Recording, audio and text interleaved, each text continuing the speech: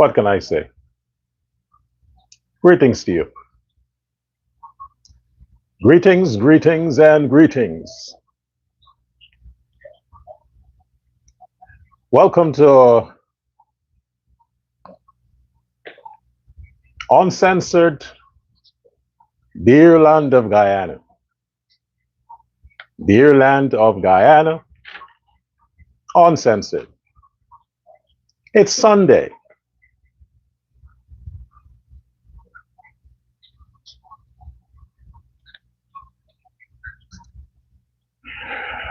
I hope you had a wonderful evening. I had a wonderful evening too. I slept late. I had some lovely nightmares. I had to think, then I thought, then I imagined. Then I got up, went to my mirror, and looked at myself in the mirror, and I asked myself the question, what the fuck are you doing? That's the question I asked myself. What the fuck are you doing? Yeah, I cannot advocate and tell people that they need to talk to their inner self when I'm not doing that. I talk to myself a lot. Yeah.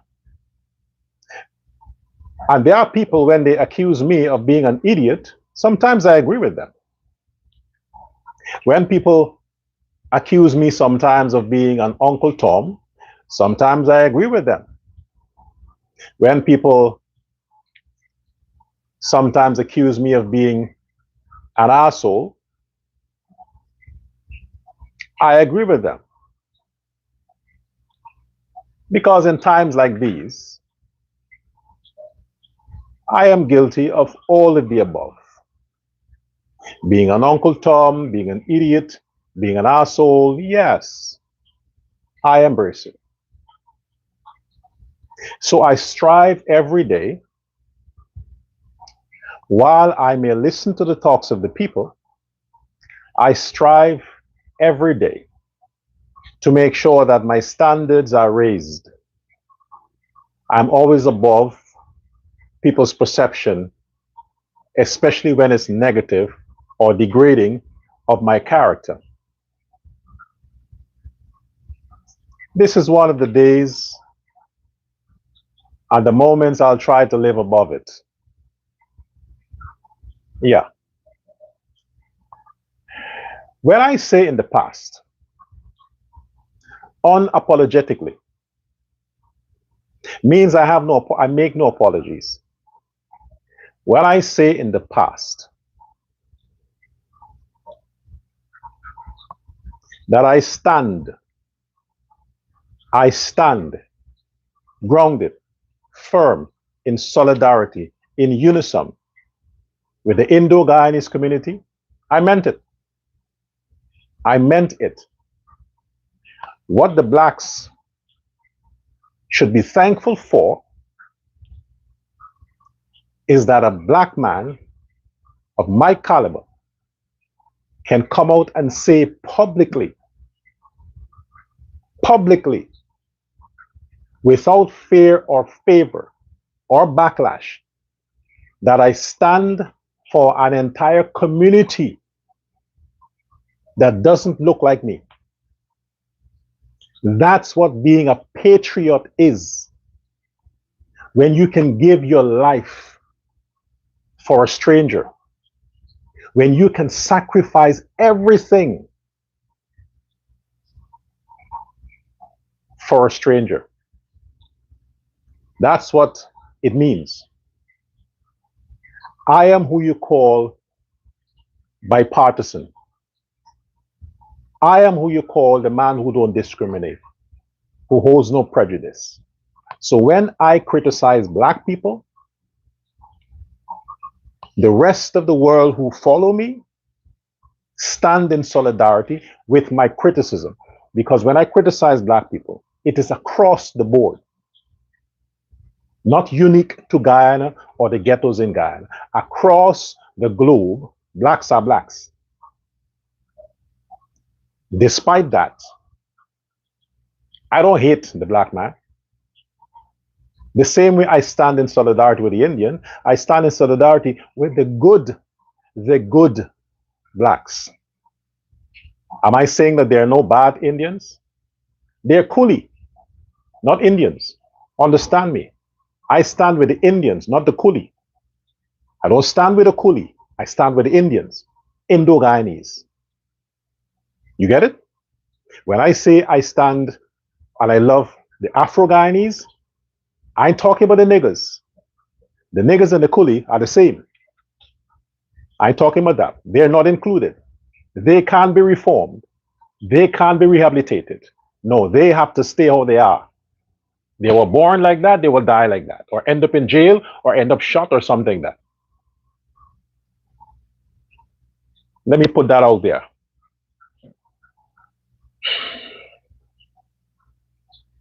I'm disappointed. As you all know, I'm very, very disappointed. But I'm not hurt. I don't take it personal. I'm just disappointed. When you think you know people, you have to wait until they teach you who they are. You don't put the cart before the horse. I am guilty of doing that. Many times I've done it. I count the chicken before the eggs actually hatched. I put the cart before the horse. You should let politicians be politicians before you signed on their, what you call it? Character recommendation. Let them be politicians. At the end of the day, they will always disappoint you. That's what they do best. Politicians do what they do best. Disappoint. So I am, not were, I am disappointed. So let's go back to what I said. I stand with the Indo-Guyanese community the same way I stand with the PPP as a party. The same way I stand with the People's Progressive Party as a political party, I stand with the Indo-Guyanese as an ethnic community. It doesn't mean because I stand with Indo-Guyanese that every shitty thing an Indo-Guyanese do or does gets my blessing. It doesn't mean that. I will condemn when they do shitty things. But I won't hate them. I'll still love them. The actions I will condemn. In the same way, you see where I'm getting with this, right? You see where I'm coming with this. The same way how I stand with the People's Progressive Party, Civic, as a political party, it doesn't mean everything they do, I will approve of it or bless it. No. For example, that whole charade yesterday that is promoted as this big old ceremony, the swearing in of new cabinet ministers, it's just what I think it is, a charade. Yeah, it's a waste of viewership, a total hoax. In my opinion, bullshit. Yes. You see President Ali, President Irfan Ali. Right now, in my book, you are just the president. Cut all that brother stuff, cut all that friend stuff. You are just the president. I refer to you now as the president of Guyana. No more sentiments. That's it. I will treat you as the average citizen will treat their president. You are the president of the country. I backed your re-election.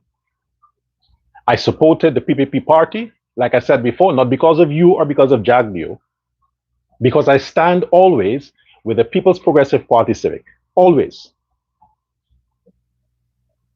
But that doesn't mean because I have blind loyalty to the People's Progressive Party, it means I have blind loyalty to everything their candidate does. In this sense, in this instance, I am not with you on this.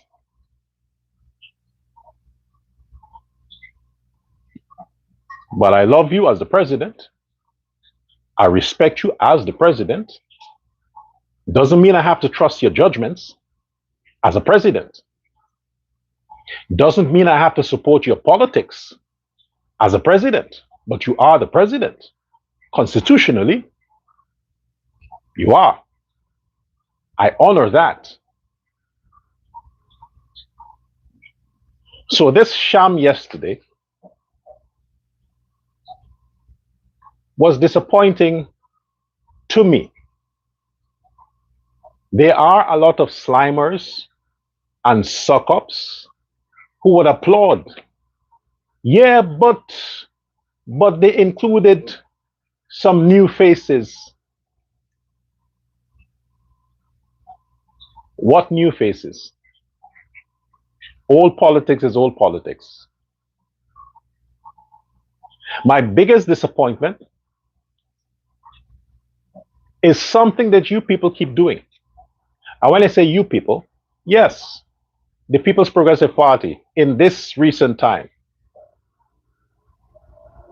What makes you think that black people can solve black people's crime? What makes you think that blacks can cause peace?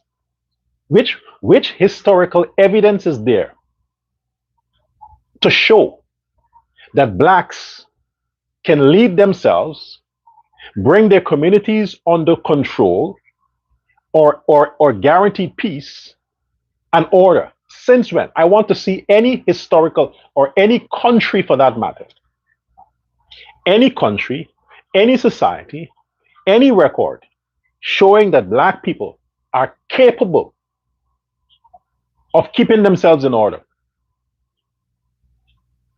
Show me. There is none on record. None on record. The only time in Guyana's, and now I speak of Guyana, the only time in Guyana's history some semblance of law and order were there is when they had Indo-Guyanese Home Affairs ministers, men. Only time. Every other time where they had record on record black Home Affairs ministers, chaos. PPP or PNC, fucking chaos. Never a peaceful society. Always crime rises. But crime usually comes under control when you have Indo-Guyanese Home Affairs minister. Because black people can't fix black people's problems. They can't. It is genetically impossible for blacks to solve their problems. The blacks in Guyana are no different than the blacks in America or in Europe or in Africa. The same niggas everywhere. Do they usually solve their problems? No, they don't. It always takes somebody else to go in and clean up their act. Always takes somebody else to go in and clean up their act.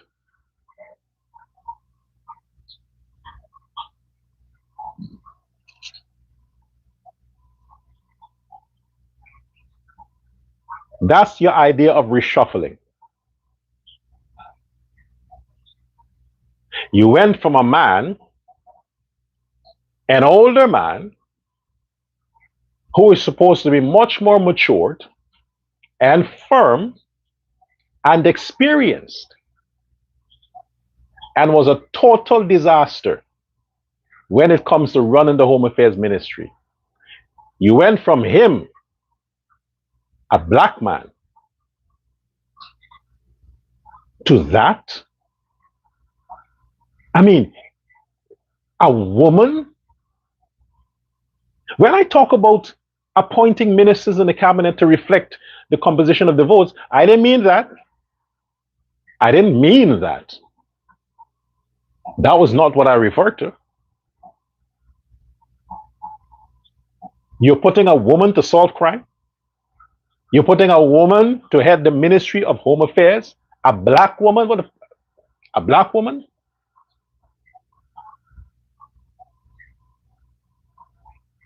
To solve crime, to bring the crime rate down, to fix the shitty ghettos. A woman.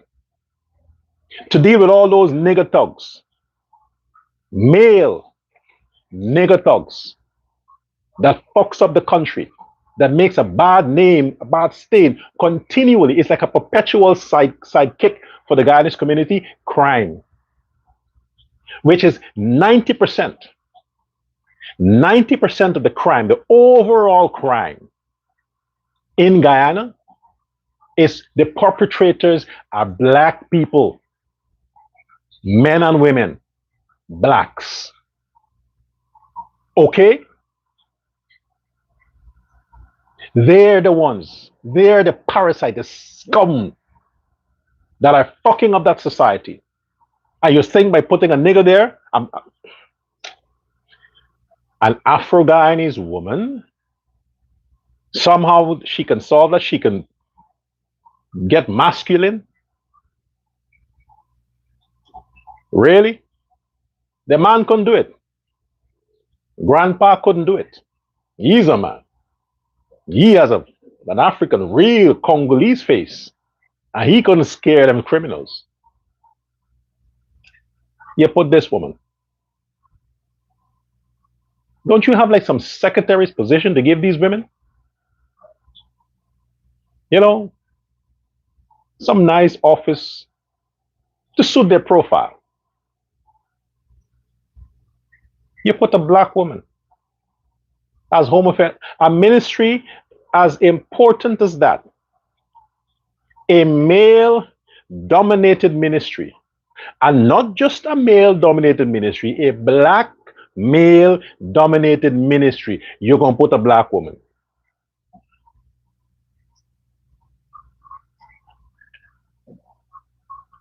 President Ali.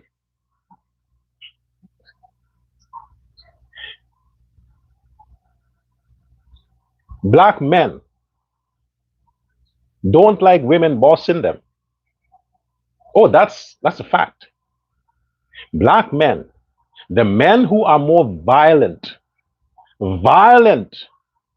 I mean women beaters, abusers, the men across the world by ethnicity and statistics that are more aggressive, unsupportive, chauvinist, this male society dominance, that women should be at the bottom, the woman should walk behind, the woman should always say yes daddy, no daddy, okay daddy, you're the boss daddy, are fucking black men. Black men don't believe in equality when it comes to women. They don't. I compromise, but it's not a black thing. It's not. When women are going to assume positions to lead black men rebel. They fucking dung tools. They drop the fucking tools. They're like, fuck it, quit. Ain't gonna happen. Black men would rather have a white boss, a Chinese boss, an East Indian boss, even an Amerindian boss than a fucking black woman. They rather have any of the others lead them, but not a black woman. You get it? And a ministry that is 80% across the board staffed black people, black men, you're going to appoint a female? Who the fuck advised this? And because the previous one, who was a loser, who didn't do shit, is going to advise this other one, that's supposed to go well with the black community. That's supposed to go well. He was a failure. Robinson Ben, why is he even there? Is this a payback thing? That's what we vote for? For these people to get compensated? They're the ones to be compensated? What about the people who voted? The large community who voted, the 40 plus thousand, how many thousand who voted, they need a compensation. And this is their compensation. They want to solve crime. They want to be free. They want to be safe or feel safe. They want to be able to go about their daily lives, do their stuff, interact, socialize, enjoy the country that you are building. And you're doing a pretty good job at that. I give you that. You have transformed the whole Guyanese physical atmosphere into this beauty. But yes, the people want to enjoy it. They want to feel safe. How many men,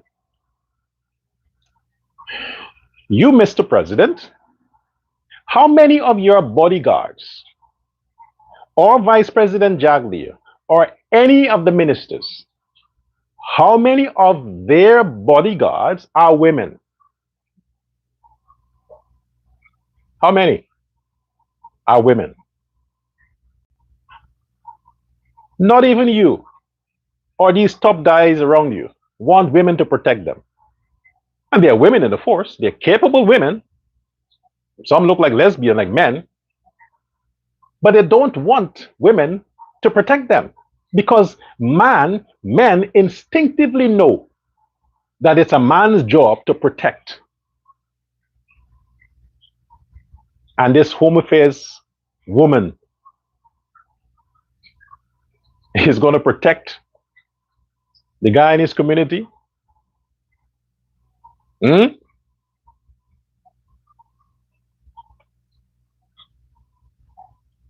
What am I supposed to do?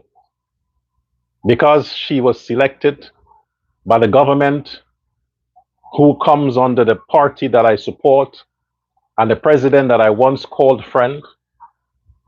Because of that, I should say, well, give her a chance. Fuck all that. Yes. I wouldn't support this one.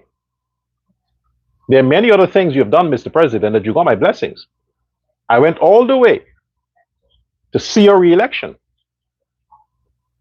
And the fact that I did all of that shit for free gives me the right to criticize things like these.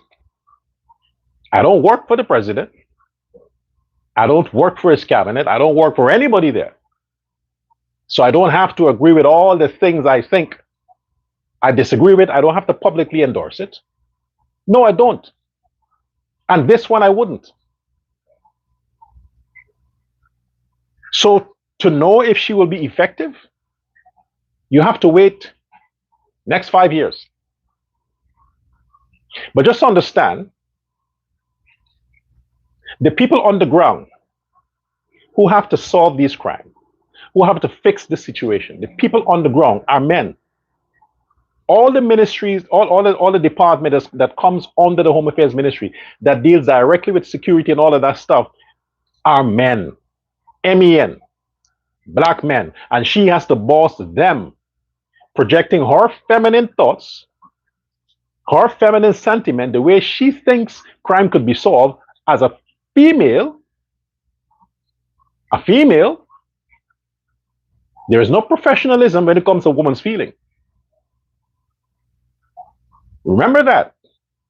Imagine if we had a situation like the Doubleday crisis, where all this scam came out about, oh my God, this little child was kidnapped and she was murdered and they sacrificed her You know how that shit, those kind of talking and seeing women cry and seeing black people dramatize and the old theatric, do you know how that impaired the judgment of black women when they see that? Do you know how things like that affect their emotions and therein affect their decisions? And when they calm down and they get the facts, black women usually are too arrogant to say, oh, I was wrong. No, they don't acknowledge their mistakes because most of the time it's about how they feel. It's not about the mind. Imagine if we had a female minister in the time when these things happen. When all these people coming out and say, yeah, justice for this one. Oh, look, they're killing black people. Oh, look, they're this. Those things play on the emotions of black people. You don't get unity and support when it comes to blacks pooling their emotions towards, even if it's not true. Their emotions decide. When you're talking about crime, you have to have mechanical brain people, men, and more specifically, non-black men. Look at the cities in America. Look at the communities in America that has black mayors, black commissioner of police, female commissioners. Look at those cities, fucking crime to the roof. The parts in the United States, the parts in England, the parts in France, the parts in Canada, the parts in Europe, where the crime is high, murder every day, robbery every day. Those are the parts that has 90% Negroes, and the leaders are fucking Negroes. And always the white has to go in and solve the problem, fix the problem.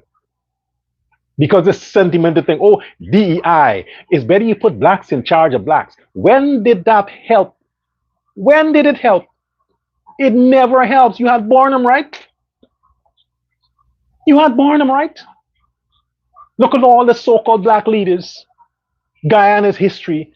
When did it help? The black communities gets worse and worse and worse and worse and fucking worse.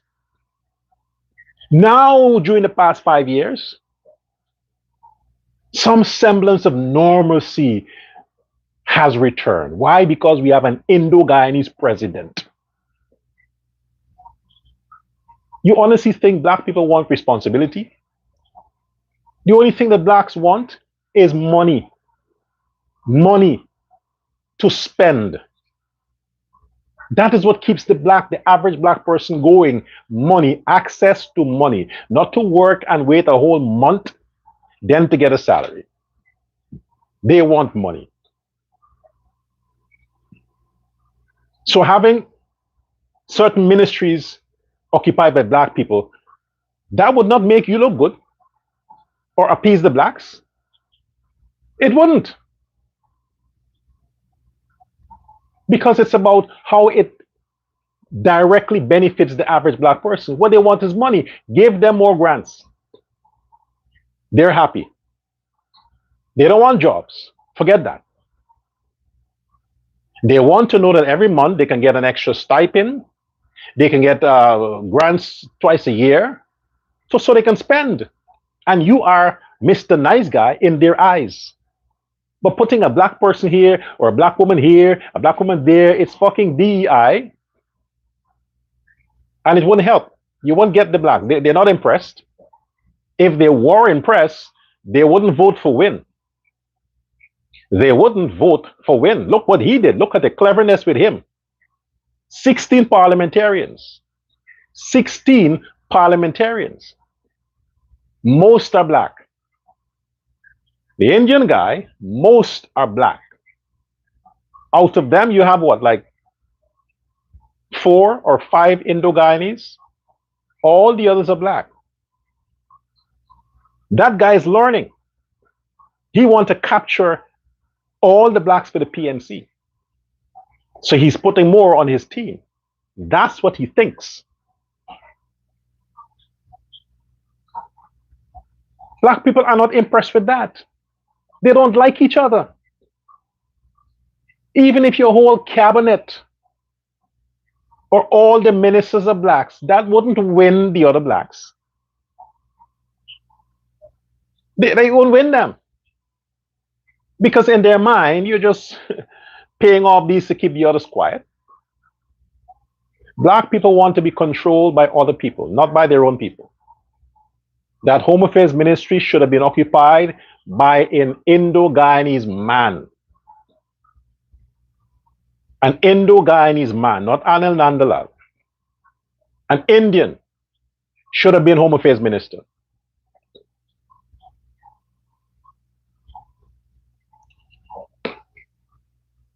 We criticized the PNC 2015, 2020. They had what, like 28, 27, including the whole government, ministers, from prime minister, vice president, all of that stuff, 27. That was big. That's a waste of taxpayers' money. In a country about 800,000, you have 27 ministers or ministries. To serve who? They're just titles with no functions. But they get all the benefits. No functions.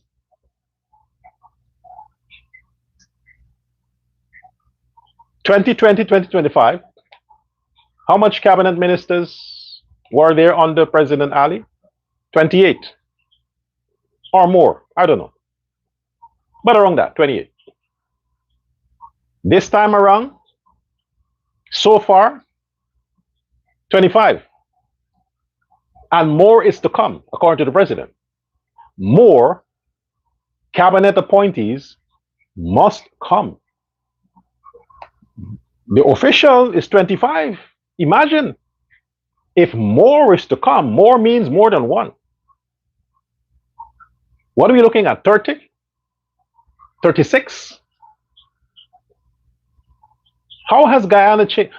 How does, every time there is a new election with a new government, how does adding new ministers or new ministry, how does that help the development of the country or bringing the people together? How? How does it help? Guyana has largely developed over the past 5 years because of one single fact: oil. Where would we have been had it not been for the oil? The oil was not much in 2015, 2020. We were fucked. And in that time of crisis, those losers had 28 ministers. 28. The oil comes, money is there, and instead of divesting it into something that makes sense, add more ministers. Yeah, we have the money now. Let my buddies get a piece. And these buddies, they're just one vote. One. I don't see how people like James Bond and these so-called new ministers, these black ministers, I don't see how they helped the PPP to get more Indian votes. I don't see how they helped. How did they help? The Indian vote, the black votes that Ali got is not because of any of these people he put there now. He got black votes because black people didn't want to vote for the PNC. They had to vote for somebody. And they realized that at least we could drive on some better roads. We get in some cash grant for our children, free education, free this, free that. Okay, let's give Ali another chance. It was because of the work you did, President Ali. That's why the blacks voted for you. It wasn't because of these new appointees who are black. Is that how you pay back the black community that voted for you? By putting black people that nobody knows? Is that it? And then, as usual, they're all pompous. They want a whole train of vehicles. You can't see them. You can't even call them. They're now arrogant. I'm a minister. That's how you pay back those poor blacks who voted. Weren't there enough ministers in the past administration? 28. 28. You couldn't find 28 young Indo-Guyanese men to occupy those positions. You had to recycle these people that has failed miserably. You had to.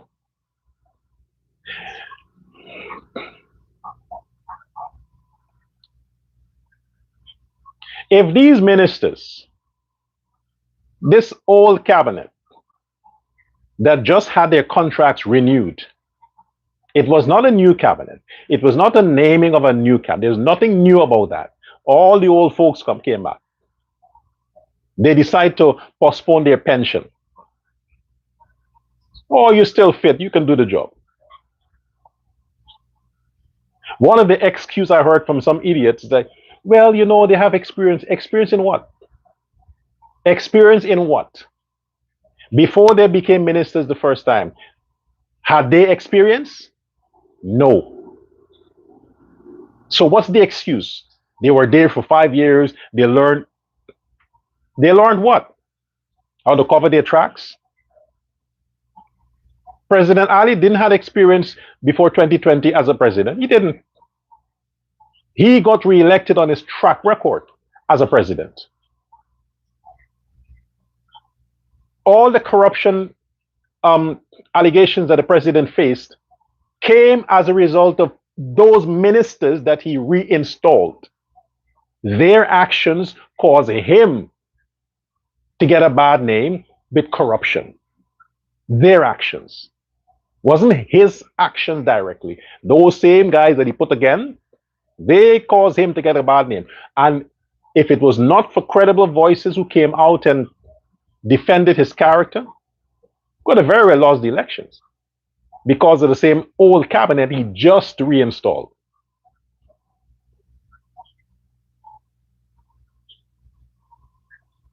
Disappointment. Priya Manik-Chan, failed Minister of Education. Now she gone to what?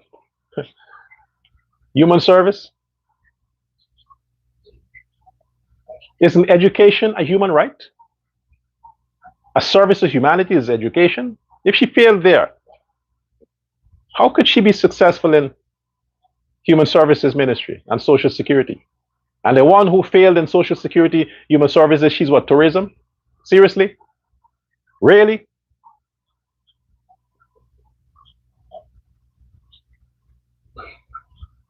When you are a tourist and you're going to visit a country, what do you go at? What do you go for? Beauty, right? You want to see finesse. You want to see nice things. That country has to be attractive to look at. When you are promoting a product, don't you look for the best looking candidate to advertise your product? You look for the best looking candidate, not the smartest looking candidate, the best looking candidate to advertise your product. She got to be sexy, attractive, good to look at. Imagine Aubrey Norton, Minister of Tourism, going to tell them niggas in Africa, oh, come visit Guyana. I'm the Minister of Tourism. And they're like, if you are the Minister of Tourism and they couldn't find anybody else to promote that country and they got you, then I don't want to see the rest of the country. I have enough ugliness here to deal with. I ain't gonna leave Africa to go to Guyana for more ugliness. Politics, ministers are political appointees. They're supposed to be there to see the agenda of the party, whatever party they're from, not the government, the party. Even though that is the case, you still have to deal with the public. I mean, when you're appointing people in certain positions, can't you at least appoint attractive, healthy-looking people? There's so many. Most of the people that are occupying this ministry, oh my gosh. You ask yourself the question, what is it? You pay them less? They don't really want money? So because it's free, it's free. I ain't got to pay her, so like whatever. If I take a cutie, I got to pay her. You might as well pay the cutie. Pay the cutie. At least she can get some attention. But you are recycling ministers that has failed. They have failed. You don't put them back, not even as advisors. If they have certain skills, like Vidya Prasad, she's a doctor, right? Then let her go practice her medicine. Let her go, thank you for your service. Go and practice your medicine. You want a license to open your clinic? Okay, we can help you with that. Priya Manikchan is a lawyer.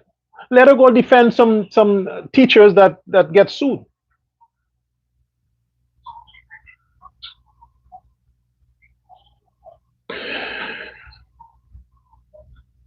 Politics for you there. New cabinet means new people. New people that the public didn't have experience with. Seriously. No, companies don't do that. I mean, when the only way you find a company would go try to get the older director, maybe as a consultant because he had a track record of success of helping the company and he reached the age of retirement, or because of personal reasons he had to resign, then the company might reach out to him and say, hey, you can consult. But if a man has been a failure and the company board fired him, those company don't go back and get him as an advisor. I mean, what is this payback stuff with politics? The core of the party is only these people. The People's Progressive Party is a large party, right? When it comes to the Congress, you have thousands of people who vote for the next this and the next that. A large party. Why every time you only see a certain group of people who seem to be representing certain government positions? Why? They're the founders of the party. They're the ones that, you mean you have to keep it within this circle? The power has to be within this circle? There's some kind of kinship?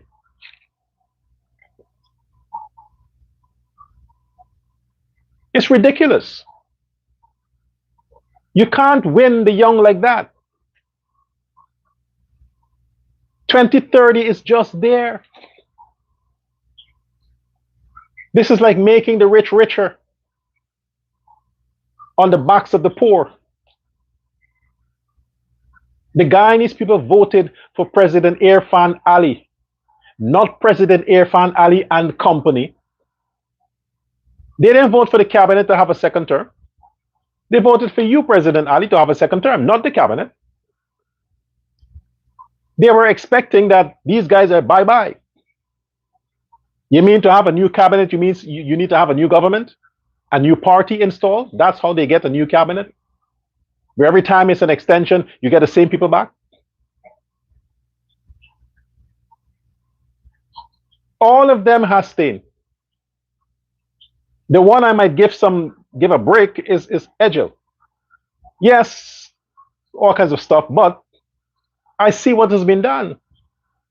This agriculture guy, Mustafa, I'll give him a break. Egil a break. But in terms of this guy, Charles Ramson, youth and sport, what's the point? How did his ministry help control the problem of crime in Guyana? Because the people who commit the most crime are the young people. And the people who are involved in sport and culture are blacks.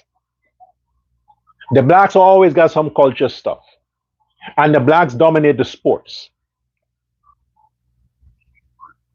How did that ministry help to curb the crime problem in Guyana? He also has been a failure. You put them back, all of them. Is it a favorite thing? Is it party sponsorship? Is it whoever pays the most to sponsor the campaign or sponsor the party, their children gets a continuation, or their family? How does this work? I thought you appoint people that the public wants, that the country wants. So if you had a consultation with the whole country, and you tell the country, hey, these are the ministries that we have to fill before elections. These are the ministries. Recommend people that you know for certain positions. Let the country do that. And then you narrow it down to the people who get the most support from the country. Those are the people you let assume certain positions in government as cabinet. You don't pick them because they've been a loyalist to the party. They might have been a loyalist to the party, but they are hated by the country. So how do you get support there? This is why these ministers in the past could not have gone to certain neighborhoods. Nobody comes out to see them. Nobody wants to have anything to do with them. The only time the public comes out is when the president visits. They want to see the president. They don't want to hear about ministers because the ministers were never favorable. They were never favorable. Very unpopular. And the fact that they've been accused of so many corruption and crime and corruption. A fucking disaster.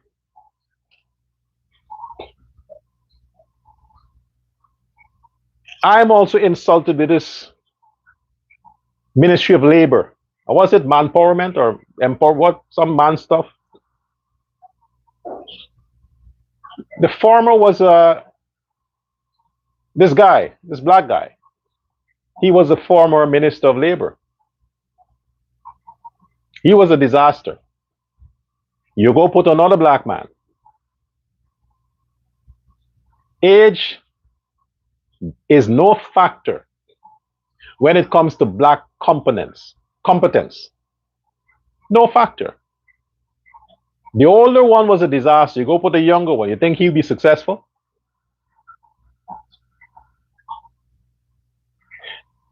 The fact, and I said before, the fact that black people are labor oriented, or they are the workforce, biologically, historically, the blacks are always the one who occupies more in public services. They're the workforce. That's a fact. Blacks are not business minded. They're not business oriented. They want a stable job with a stable income, with a predictable income that they can manage. They're good with that. The fact that that is a fact.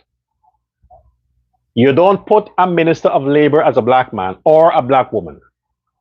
Certain ministries should never be occupied by blacks. Not because the majority of the people under the ministries are black, it means you put a black to lead them. No, blacks don't cooperate with blacks. Blacks have a more empathy for somebody else who doesn't look like them to lead them. They don't have that when it comes to their own kind leading them. There's always a grudge. It's just a black thing. It's just a black thing. Ministry of Labor should have been an Indo-Guyanese man. Home Affairs Ministry, Indo-Guyanese man. Social Services Ministry, that you could have given a black woman, because they're the ones who benefit more from social services. So they would be very happy to see somebody like them giving them, handouts because of the pride. Because of the pride in the black people, they'll feel better if when you're doing charity, you let a black person give charity to black people. When charity comes from the whites or Indo-Guyanese, blacks are suspicious. Maybe they want to kill us. Maybe they want to reduce the population. Maybe they want to spread some disease. Blacks don't trust charity from anybody else but black people. So social services and those kind of stuff, you can give it to a black female. Not a male, a black female. Ministry of Health. Yes, I give it to that guy, Frank Anthony. I don't approve 100%, but I give him like 60. His performance, he gets 60. This guy with the oil and gas stuff, what's his name? He needs a gym. What's the minister's name again? Anyway, Natural Resources Minister. You need a gym, buddy. You need to go on a diet. Yeah. There are some ministers I would, okay, extend their tenure based on their performance. But 80% of the former cabinet were losers. And they should not have been restored. They should not have been restored. And I also don't understand when you have all of these positions, you have a minister, junior minister, you have a director, deputy director, you have this. What is their functions, man? There's so many. This is why you have a large cabinet, because every ministry has to have 2 ministers. Why? We can't afford that. This is not America. Why do you have to have a junior minister? What, in case the other one dies or resigns? Or is that supposed to make the other one do his job because he don't want to lose his job to the guy next door? You have permanent secretaries already in ministries. Why do you need 2 ministers for every ministry? It's a waste of tax money. It is getting the government too big, wasting money. All of them got to get housing, then security, then this, then that. It's hundreds of millions of dollars. This is what people voted against. The APNU was accused of having large governments, wasting money. What are you doing now? They were accused of it and they got voted out. We turned a blind eye the previous election because we wanted you, President Ali, to get a second term because of you. You think if it was your ministers, if you were pushing them, they said, look at the Minister of Home Affairs. He did such a good job. Vote for me because of him. Look at the Ministry of Education. She did a good job. Vote for her. That was a definite loss of the elections. I must emphasize and stress that I am disappointed. And the fact that more appointments is to come, I don't know how large this cabinet is going to be yet. But because we have the money, it means we have to waste it on useless people and useless appointments.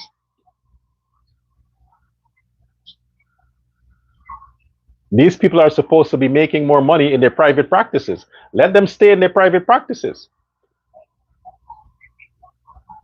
Or let them occupy the seat of parliament and vote on legislations that will benefit the country. You need to get rid of crime. That's the priority. Bring back the death penalty. Get rid of hoodies. They should not be wearing hoodies to cover their face or face masks in public. Ban that. Get rid of tints on vehicles. Ban that. Search. You should have a law that people should not enter public transportation with weapons. So the buses must be randomly stopped. Any route, the police should stop buses and search for illegal weapons or firearms from passengers. These are things you should pass laws for. Reward people for snitching. They know about crimes committed. They should call whatever tip line they have and reward them. Give the criminals up, and you get pay, you get money. Reward them. If they're going to go into parliament to pass these laws, that's good. Not just free education, but free healthcare. Free. You walk in, doesn't matter. Healthcare free across the board. This is what it's about. There's so many housing projects in Guyana. Yes, the government cannot give everybody right now a housing, but then you have rent subsidies for the people. All that money you give into these wasteful ministers, they could go into subsidies for people. Like the fire victims the other day. The government should pay their rent for new housing. All the people who have these responsibilities, give them rent subsidies. Use the money for that, not to make ministers richer.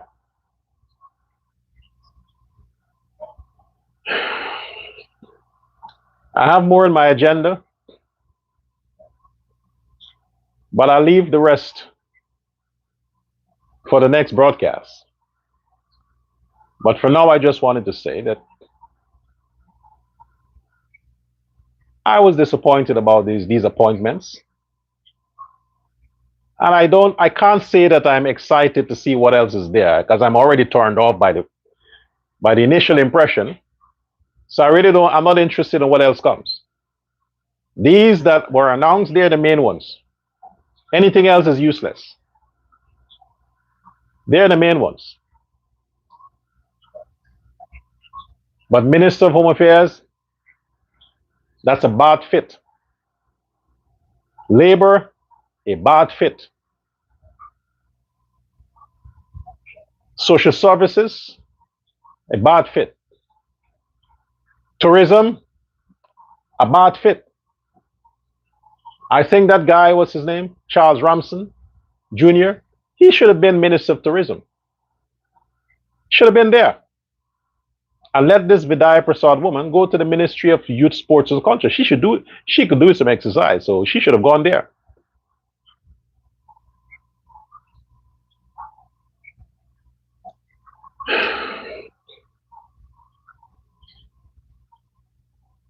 That's what politics do to you. You have to trust the messenger to trust the message. That's what you get. We trusted President Ali. We trust the message.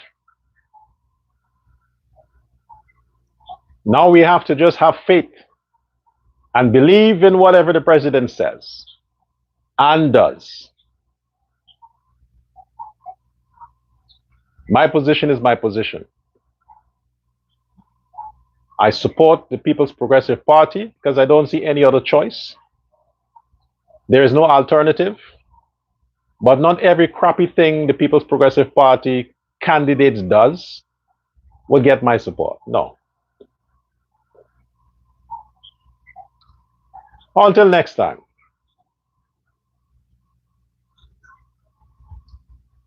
Have a good Sunday.